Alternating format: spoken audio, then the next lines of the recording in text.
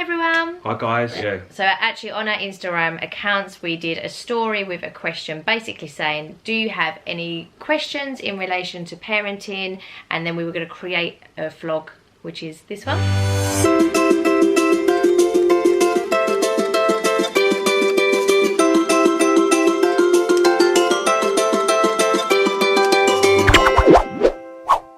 Firstly, wanted to say we get so many questions on Instagram, YouTube, even TikTok now, and we just don't get a chance to reply to them because we try our best. Yeah, but it is hard. It's quite overwhelming. And if people reach out to me on like a personal level, like they're struggling or something, I really try. But when it's like just generic questions, or it can be quite someone hard. saying well done, it's just really hard to just not reply with a thumbs up because that's just soulless. So, and also like a lot of people ask similar questions and try and relate to their own children. It's really hard. We don't want to give any advice that's, you know, it's just our opinion. It doesn't necessarily mean it works. And so if someone it's quite like difficult sometimes sends a massive message, I don't want to just reply with cheers. Or because thanks, it's like or it's worse than not replying, I think. So we had a really good response actually. Again, so and I told many. Charlotte to keep answers to a minute. Yeah, so I'm going to try not to talk too much because I have a bad habit of that. We did this before, like when we first started YouTube, of us just chatting in the car, and it's about 40 minutes long of us just waffling but on people about really nothing. enjoyed it because it was telling them what they want to hear, but actually people just don't have time to listen to us chatting. No. Do you want to start? Right, so I'm going to just go get my Instagram up here and just have a look at some ones that we've got some questions. So first one that we have got is from, is it Emily Priestley? I'll write the tag so you know who it is. She said, can Lottie tell Florence and Annabella apart? And the answer is yes. Actually, from as long as we've noticed, you know, when they were really young, before they can even talk, you would say to Lottie, oh, can you go and give that to Annabella? And she would go straight over to Annabella and give it to her. They've all been the same, really, haven't they? They've always known who is who. They haven't really muddled each other up. No, it's very and neither rare. have we really, which is strange because I remember growing up, there was a family friend who had twins and I had no idea which one was which, and I used to think, how do you know? That's what other people think about us.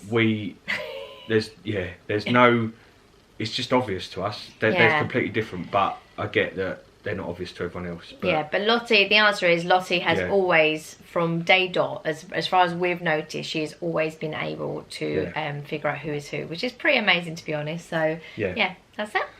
Shelley Ray 727 has asked, how do you manage to keep the house clean whilst having 5 kids? Well, in our old house we used to have a cleaner, so it was quite easy because I would be obsessive with tidying. Everything has a place in our house, so then the cleaner would then come in and clean. This house we don't have a cleaner, but Alex has been home pretty much nearly the whole time we've been here with parental leave, sabbatical, and obviously now the lockdown. I think we just do it as we go along. We don't really have set cleaning days. We don't have like a Saturday morning for 3 hours, let's do cleaning.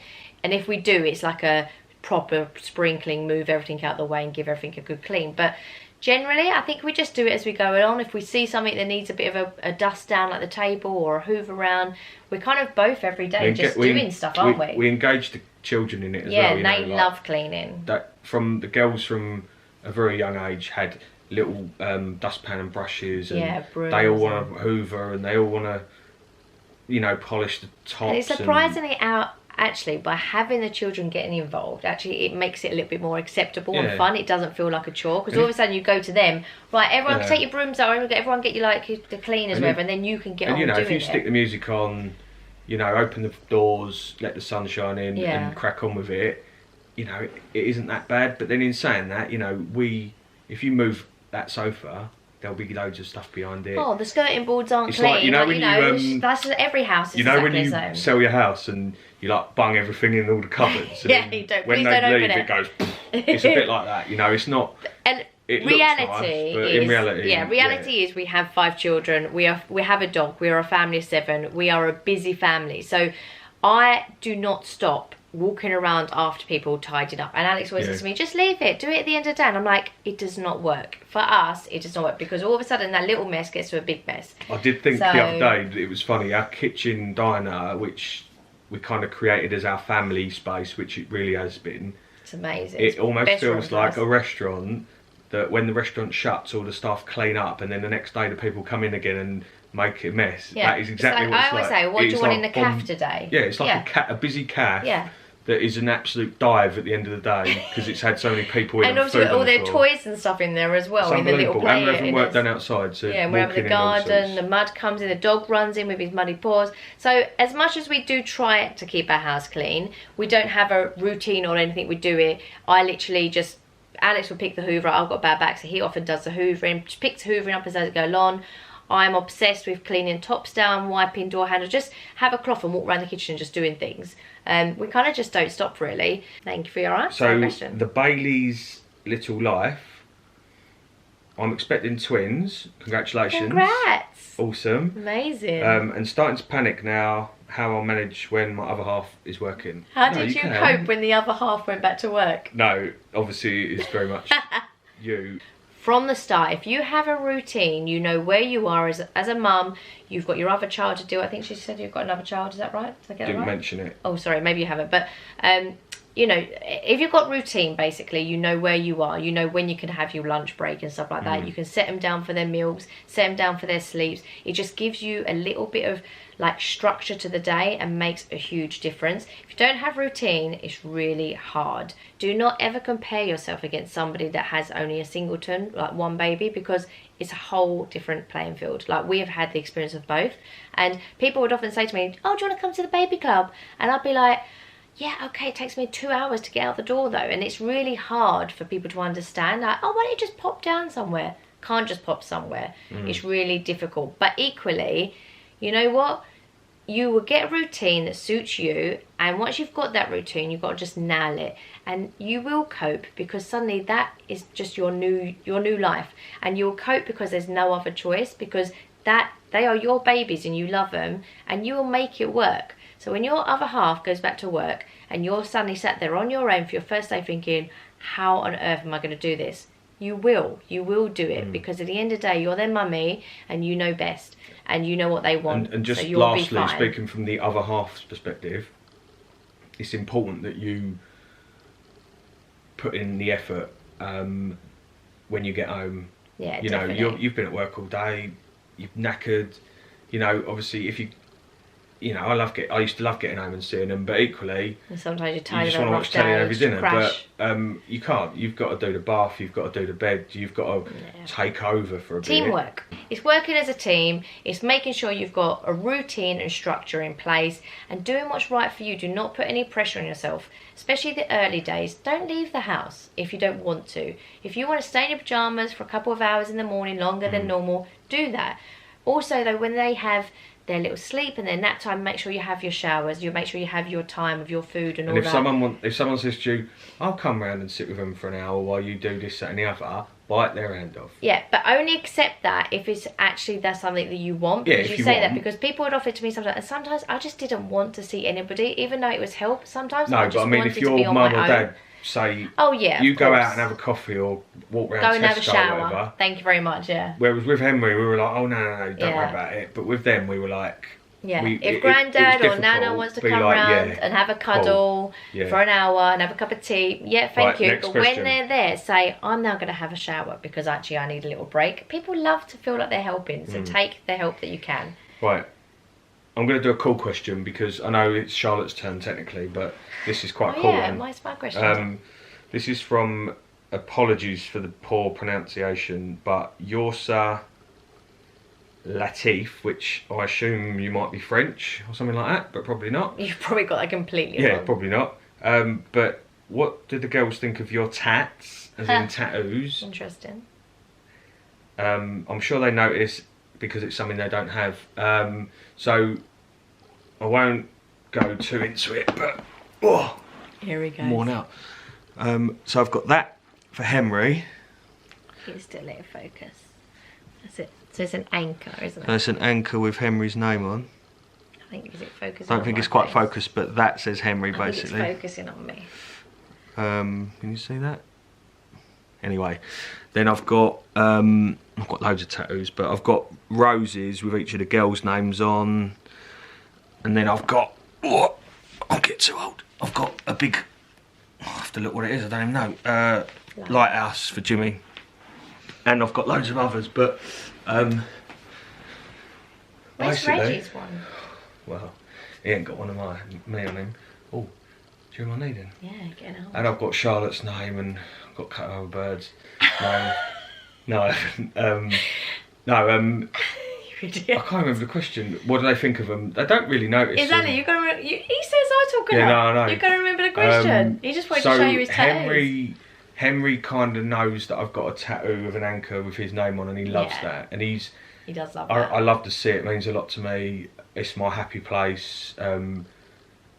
It's just something about it that I'm drawn to. And the reason why I got the anchor was because having a son kind of kept me grounded. Generally, not that I was like out of control or anything, but it was just significant. And then I kind of just gone mad really, and I've got all sorts of things. I've got like skulls smoking a pipe and God knows what, but a shark. I like that though, do you?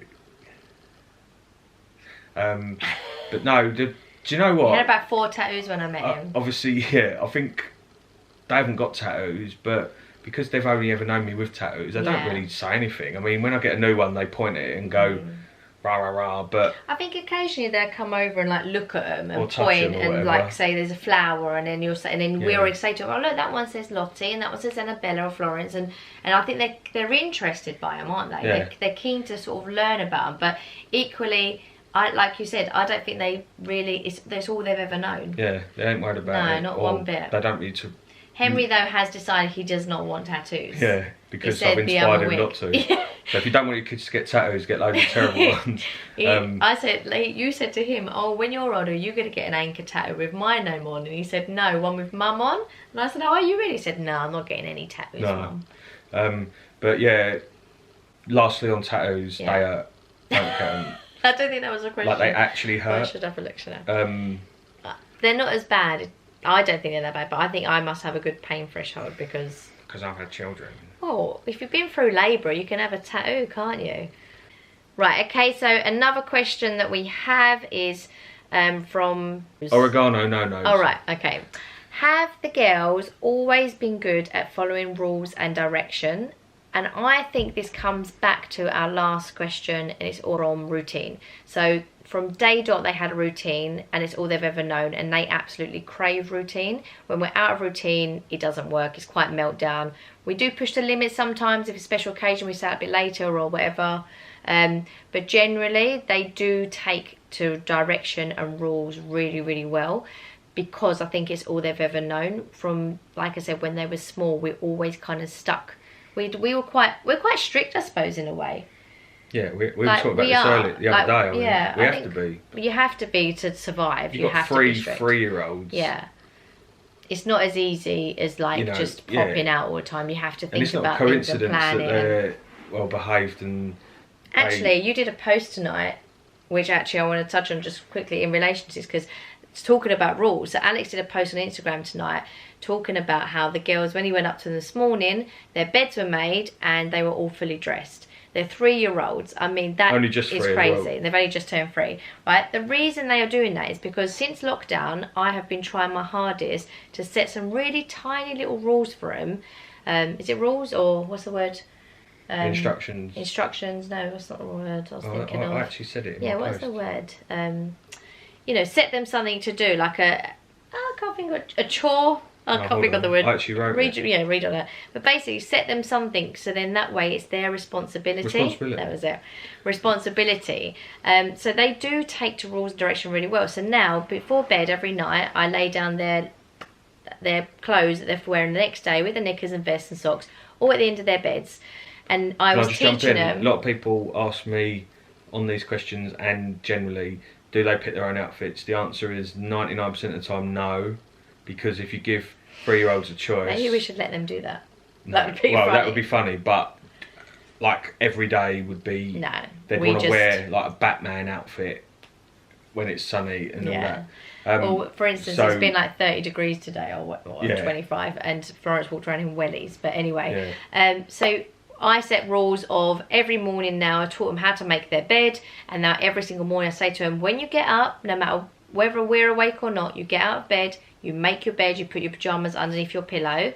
And then once they started getting into that, and I was like, this is brilliant, I then introduced, right, at the end of your bed, are these your clothes? When you get up in the morning, these are the clothes you put on. And this morning, Alex went up to them, what was it, 7:30? Yeah. 7:30 in the morning, all their beds are made, and they're fully dressed, and they're playing in their room. But they were so pleased to see me and for me to acknowledge what they'd done. But it was like a game. They couldn't believe it. They're like, look, we're all dressed. Like Charlotte admittedly drives most of this behaviour stuff. But she makes it like a game, like a challenge, like it's fun. They loved it. They want to complete the challenge. They get excited, don't they? Yeah, massively. I was like, right, let's fold all your pyjamas. So it's not something that I've just told them to do and then overnight they do it. No. Since the start of lockdown, so it's been nearly 3 months, every single morning. You know, you reward them when they, like tonight they're going to bed without nappies on for the first time, diapers. And we've got these dolls that we've been hanging on to for about a month that, if they go for the night dry, we're going to give them tomorrow. Yeah. And we've maybe told them, day one might be a bit excited, yeah, over the top. We want them to know, day one you did it, well done, that's really great, look at this amazing present, and hopefully they'll continue that. But again, with that, it's rules and direction. We say to them constantly. I said to them 5-6 times before they went to sleep, do not forget, if you need to wee, go in your potty, put a little potty in their room. Like, when you wake up, first thing in the morning, go for a wee. It's just building small little steps of rules. But I do think they are very, very good, considering there's 3 of them, to take directions and rules. Yeah, they are. Like, basically. This is just our opinion, and you know, that's what this is all about, what we do and what works for us. But I think we also kind of, they do fear us telling them off. Not that very sensitive. If you tell them off, they say, don't shout but not at me. That and we, I'm like, I'm not. We like almost save the telling offs for when it's worth it. Really, like, you know, if they run out in the road, or you know, one of them punches the other one in the face, or they throw their dinner at the dog. I haven't done any of them. What? Throw the dinner at the dog. Yeah, they have. Run out in the road. Well, you're missing my point. Yeah, okay. We save like the grillings for them. Yeah. Like, and they don't want to be grilled. Whereas, you know, if you've got to have a little bit of fear. Don't eat their dinner, and you start shouting and hollering at them. This is again, my opinion. Yeah. You know, that isn't. They're just not. It's not like help.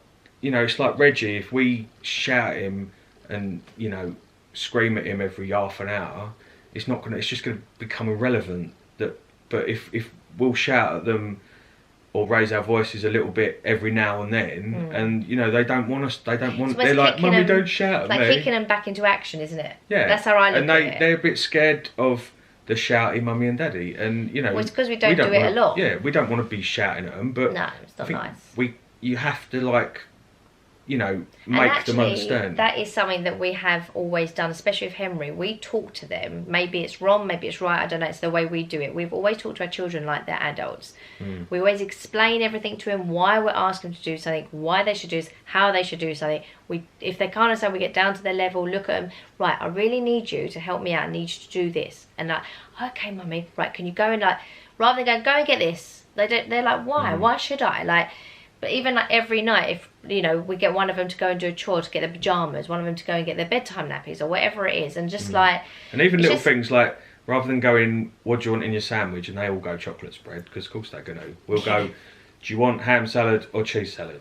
Yeah. And then they go, oh, I've got a choice, and they think that they're in control, and they're not. Whereas when we go to them, what do you want? Obviously they want sweets on toast, like everyone. Like if we go for walks, often we go for a walk around the block or whatever, and I think taking direction from us is them understanding what we're asking them to do and why we're asking them to do. We've something we've learned with Henry as well. Don't go near the road. Don't go near the road. You constantly tell them something, but don't go near the road. They're just like, oh, whatever, mum. Where if you go, look, stop, look at the road. Look how dangerous it is. There's cars coming. Like, you don't want to go in the road. It's really, really dangerous. And then they're like, yeah, you're right. So then you go, don't go near the road. They instantly listen and move away from the road because they understand. I think that's and also something that stuck with me was I can't remember what I was doing, but I heard once that teenagers, obviously they're supposedly lazy and they don't do anything, but that's something to do with some sort of chemical in their brain that makes them more tired and less responsive than they would normally be. So that explains why they get out of bed at 11 o'clock in the afternoon. Yeah, because wasn't there an article to say that they were going to change, that they should change the school times to something like 10:30 to 5:30 or something. But again, not going off subject, but I think it's the same with teenagers. Sorry, with 3-year-olds, 2-year-olds, they are only behaving in a difficult manner because, like a baby, when they start kicking off a bit because they're getting frustrated because they can't walk. You know, when just before kids start talking, they start getting a bit aggro because they know what they want to say, but they can't say it, and they can't tell you what they want. Frustration, I suppose. And we try and like channel ourselves into them. You know, like Henry gets frustrated when he can't do his spellings or he's not doing very well at football, and like I get it, and we try and help him and get onto his level and understand why he's playing up, because he's tired. He was up till 11 o'clock the night before because we had a party. Of course he's going to be a little brat today because he's had 4 hours less sleep than he normally gets. We didn't have a party last night, by the way, because we're in lockdown. But what I'm saying is, like, we try and find out why they're behaving in the way they're behaving, and there's usually a good reason. There's normally a reason, especially with a girl. We learned that, we used to work together in London, and we learned that at a family seminar. Do you remember? Yeah, probably, yeah. We both went to. I was pregnant with Henry. It was like a family seminar. There's little things that stick with you, but anyway. Right. I think we've got one last question, which I get asked loads, which is why I'm going to say it. Oh, actually, one of my favourite people on Instagram, one of our lovely followers, she's called, I don't know how to pronounce that one. I always think it's Imky. But it's Imky. It's IMKNY7. So what is that? That's not IMK. Yeah, IMK. Oh, New York. I think, is NY New York? Yeah. We talk to you all the time. This is terrible. I should have asked you what your handle means. But anyway, IMKNY7 has said, no questions. You and Alex are just wonderful, lovely parents. And we get that sent to us quite often. And that's really kind. And you know what? We really appreciate that because it is hard. Really, really hard sometimes. And we are exhausted. And we don't know if we're doing something right, we're doing it wrong. We just do what we feel is best for our children. And it's really kind to hear them lovely, positive feedback. And also we love a bit of, like, opinions as well. Someone says, oh, have you tried it this way? Because that doesn't seem to be working. We love that, you know, response as well, because it helps us grow. We're just parents of 5 children that are just figuring it out as we go along, and sometimes we learn and do stuff and we think, why have we done that? We should have done it this way, and it works better. And it's just learning curve. So thank you. I do appreciate that. Yeah, no, thank you so much. And like, we get loads of positive and nice messages, and it's really kind of you to take your time. You know, effectively strangers who follow you to tell you how great you are and it makes what a good parents huge you difference. are is amazing. Yeah, so thank you for sending them to us. No, thank you so much. And someone has asked us, I know I've said this last one, but someone's asked us where we got the girls' placemats. I can't find the question, who it was from. Oh, here it is. Anissa A 1994. Where do we get the table mats from? No. Because I get this question about 100 million times, so I need to tell you, we've got new placemats on the table that are laminates, basically, of an A3 sheet of paper of princesses, monkeys, Star Wars, whatever it is, with their names on. I got them from eBay for about £7 each, and they love them, and it saves our table. So yeah, and last question. Everyone's asking where I've been getting my hair cut lately. No one has asked you that question. What? No one asked that question. Show me. No, the truth is no one asked that question. I haven't had my hair cut. Yeah, we noticed. Or your beard. But no, anyway. And my hair. You know, lockdown hair. If people like us doing this sort of thing, we could do it every week. Like, we have so many questions, but equally we might get no views and no one cares. So maybe if people do like it, we can concentrate on maybe a certain topic. So one week can be routine, one another time, or maybe not weekly, but you know, we can basically concentrate on certain topics that people want to know. You know, potty training, sleep routine, all that sort of stuff. So let us know, and if you've enjoyed it, then great. Oh, also another one people ask us a lot about is IVF. We have done a vlog a long time ago, a couple of years ago, about our IVF journey, but we'd be more than happy to talk through any questions that people have with that, because it's quite a big subject. A lot of people ask about the actual birth itself, and there's like the early years, and we're in the teenager years. We have a lot to talk about. There's a lot to talk about, and we've so we won't do that all in got this quite one. a broad horizon of parenting.